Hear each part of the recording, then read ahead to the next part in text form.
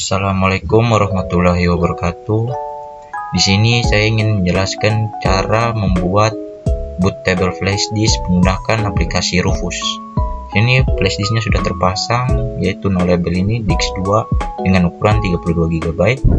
Setelah itu kita memilih filenya yang akan di bootable-nya.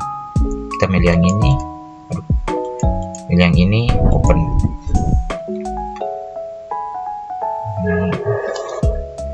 Setelah itu kita memilih kayak tipe partition skemanya, ya ada MBR dan GPT. Cara mengeceknya yaitu di Windows ini kita klik kanan, kita buka di disk management. Di sini saya ingin menggunakannya yang disk 1 ini. Jadi kita klik di sini, klik kanan, kita lihat di properties di polish driver. Di volume sini. Di sini partition stylenya ini kita menggunakan GPT. Jadi di sini kita pakai GPT. Setelah itu sudah ready semuanya. Kasih biar yang di atas ini saja. Oh ya, sekalian info kalau ingin menggunakan flash disknya untuk bootable dia, usahakan data-data yang tersimpan di dalam flash disk ini sudah dihapus sudah di copy, karena pas dia ingin bootable itu dia akan menghapus semua data yang ada di dalam flash disknya itu. Oke. Sini kita start. Sini kita menggunakan ini write-in DDI Max mode. Oke. Ada peringatan seperti yang dibilang tadi, dia akan menghancurkan data-data yang ada di dalam flash disknya. Jadi sebelum kita bootable ke flash disk, usahakan kita sudah mengcopy data-data yang tersimpan di flash disk itu. Oke, kita sedang menunggu.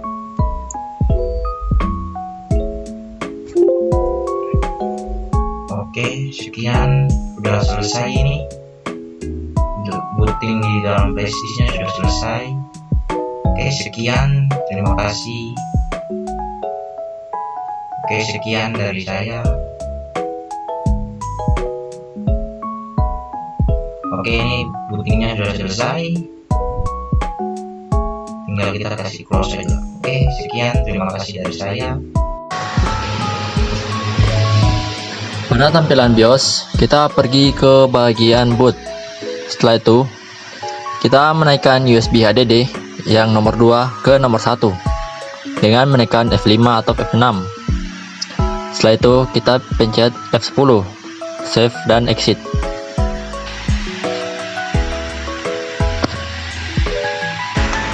Setelah itu maka akan muncul Kali Linux installer menu. Di sini kita pilih graphical install. Pilih enter. Nah, maka akan muncul select a language. Di sini kita pilih English.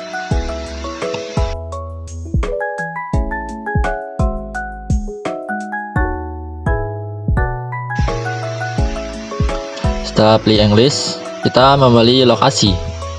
Di sini kita pilih order atau lainnya, kemudian pilih Asia, dan kemudian pilih Indonesia. Pada konfigur lokal, kita memilih United States, dan pada keyboard kita memilih Amerika English.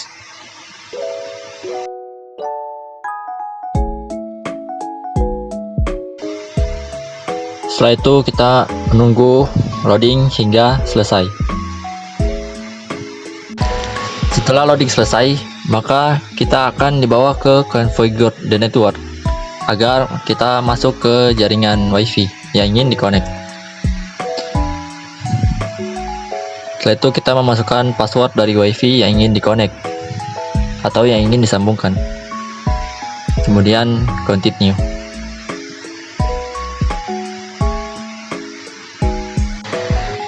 Kita menunggu loadingnya hingga selesai lagi.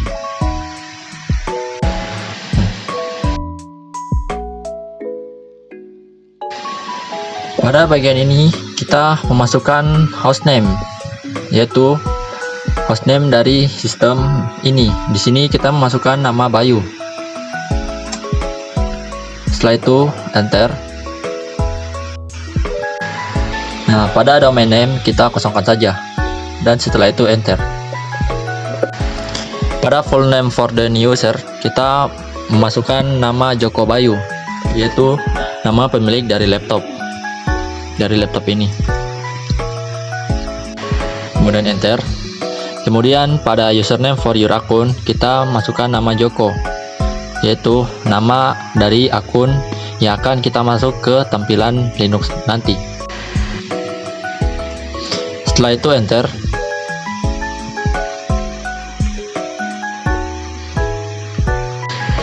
Setelah itu pada password, di sini kita masukkan password 1 sampai 8 agar mudah diingat.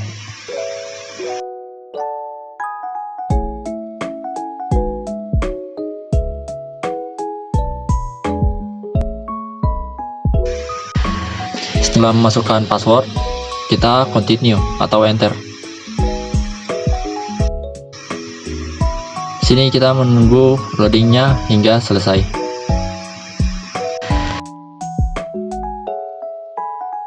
Setelah loadingnya selesai, kita memilih jam yang ingin dipilih. Di sini kita pilih Eastern atau waktu timur, waktu Indonesia Timur.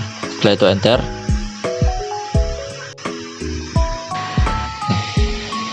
Setelah masuk pada partition disk, kita memilih manual. Nah, di sini kita akan membagi partition disk yang telah kita buat di awal tadi. Partition disk di sini kita buat dengan 64,2 GB. Setelah itu enter. Setelah itu kita pilih create a new partition.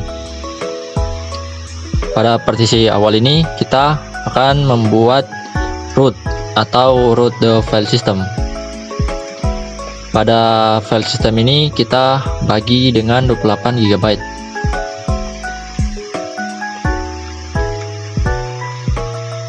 Setelah itu enter.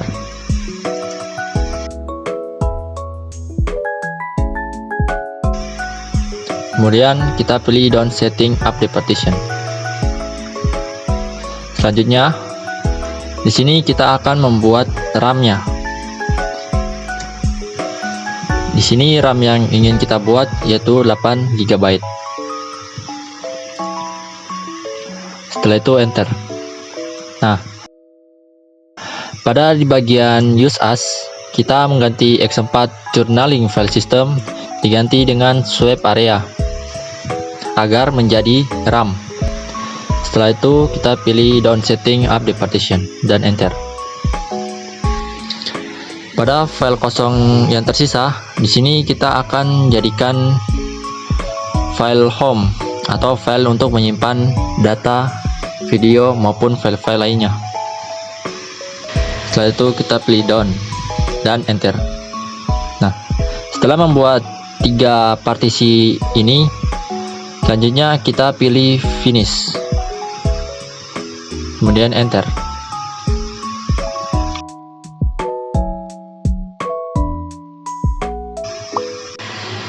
Pada write the change to this, kita pilih yes saja dan enter. Di sini kita menunggu loadingnya hingga selesai.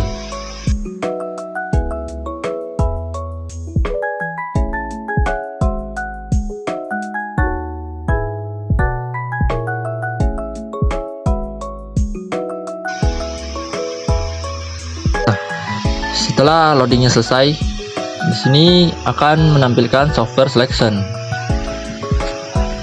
Di sini kita pilih desktop yang ingin diinstal, yaitu desktop environment, XFCE, collection of tool, top 10, dan default. Di sini kita pilih desktop yang telah direkomendasikan oleh Kali Linux. Setelah itu enter. Kemudian kita menunggu instalan softwarenya hingga selesai.